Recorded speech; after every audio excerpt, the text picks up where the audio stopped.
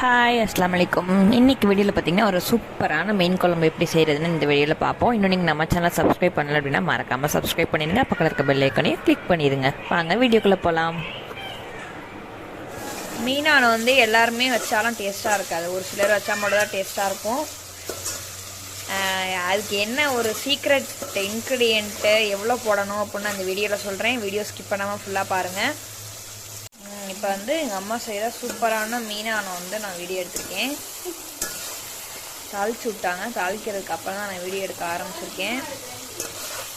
என்ன போட்டிருக்காங்கன்னா ஜீரகமும் வெந்தயமும் போட்டிருக்காங்க. அப்புறம் வெங்காயம், சின்ன வெங்காயம் போட்டிருக்காங்க. அப்புறம் தக்காளி, பச்சை மிளகா, கருவேப்பிலை, இதை 4ஐயும் போட்டு தாளிச்சாச்சு. வெங்காயம் தக்காளி நல்லா வதங்கிடுச்சு. இப்போ 1 டேபிள் ஸ்பூன் மஞ்சத்தூள் சேர்த்துக்கோங்க. நான் சொல்கிற ரேஷியோ அப்படியே ஃபாலோ பண்ணிங்கன்னா சூப்பரான ஒரு மீனான ரெடி ஆயிரும். நல்லா கிண்டிடலாம்.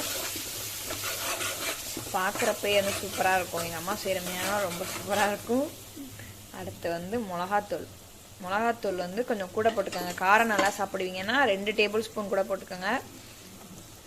நான் அதை 2.5 டேபிள் ஸ்பூன் 3 டேபிள் ஸ்பூன் எங்கள் அம்மா போடுறாங்க. நிறைய போட்டாச்சு, போடுங்க. நல்லா அப்படி இருக்கும். ஆனால் சூப்பராக 4 டேபிள் ஸ்பூனா, 3 இல்லை. நாங்கள் எங்கள் வீட்டில் நல்லா காரமாக சாப்பிடுவோம். அதனால நாங்கள் 4 டேபிள் ஸ்பூன் மிளகாத்தூள் போட்டிருக்கோம்.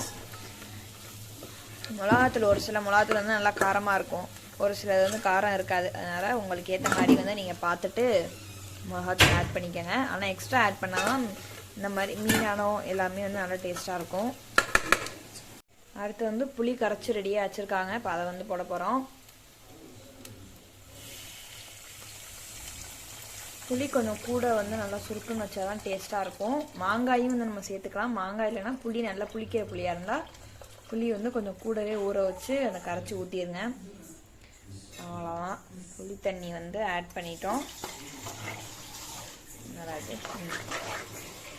பார்க்கும்போதே சூப்பராக இருக்கும். நீங்கள் பார்த்தீங்கன்னாலே தெரியும் எவ்வளோ நல்லா இருக்குது, பார்க்கவே எப்படி இருக்குது அப்படின்னு. புளி கொஞ்சம் குழப்பலன்னு கரைச்சாச்சு. இப்போ அடுத்து இன்னொரு தண்ணி சேர்த்து அதையும் நல்லா கரைச்சி எடுத்துக்கலாம். இப்போ தண்ணி வேணுங்கிற அளவு ஆட் பண்ணியாச்சு. இப்போ மல்லித்தூள் ஆட் பண்ணிக்கலாம். மல்லித்தூள் எத்தனை ஸ்பூன் ஆட் பண்ணணும்? மல்லித்தூள் 1 2 3,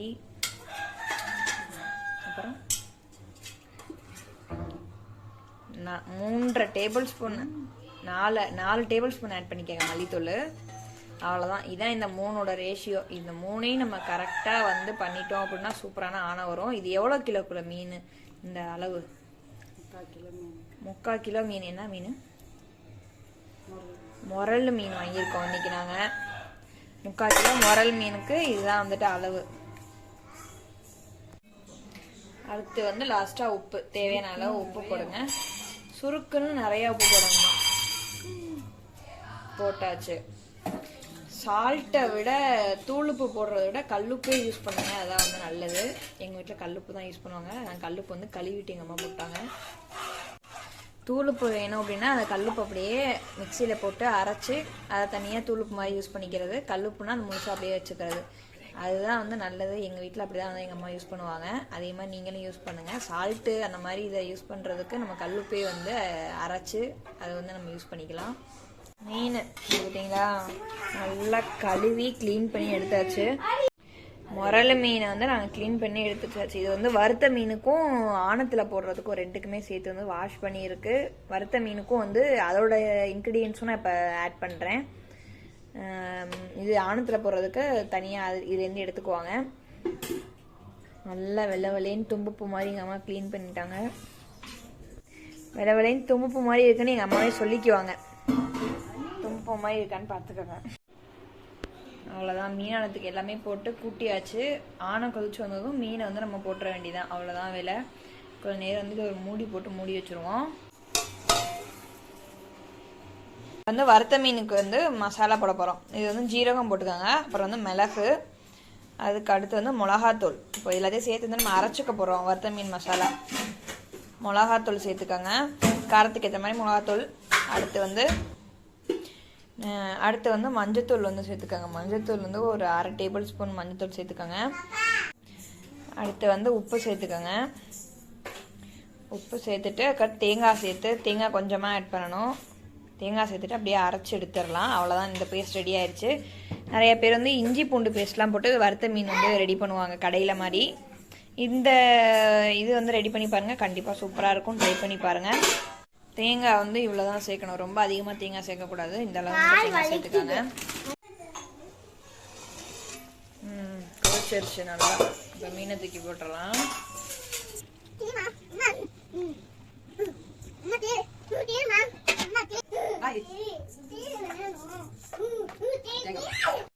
அந்த மீன் போட்டாச்சு. ஆணை வந்து கொதிச்சுக்கிட்டு இருக்கு. கொஞ்சம் கொதி வந்ததுக்கப்புறம் தேங்காய் அரைச்சி ஊற்றிட்டா ஆணை வந்து ரெடி ஆயிரும்.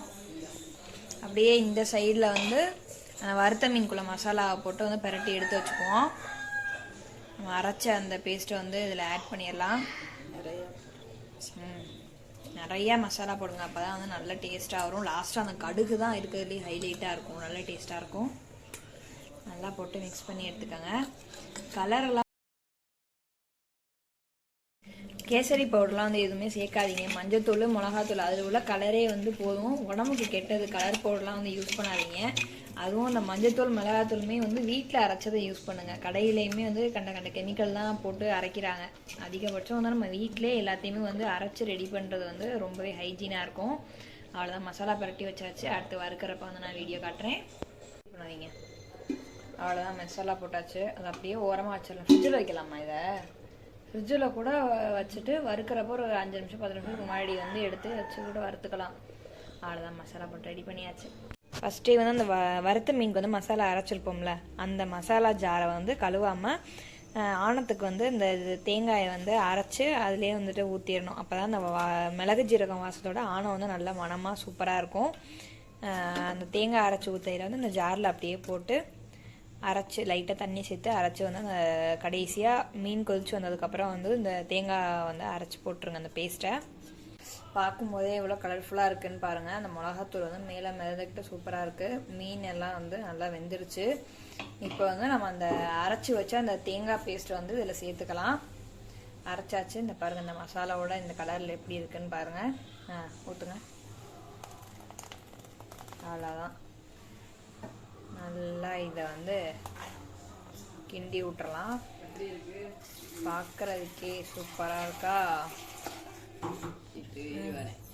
ஃபுல்லாக அப்படியே வச்சுக்கணும். இப்படி அப்படியே ஒரு கசக்கும் போடுங்க. கசக்குனா என்ன ஆகும்? கசக்குனா கை மணக்கும், அவ்வளோதானே. புதுசாக மணக்கும். அவ்வளோதான். லாஸ்ட்டாக வந்து கருவேப்பிலையை இப்படி போட்டுட்டு அடுப்பை ஆஃப் பண்ணிடுங்க.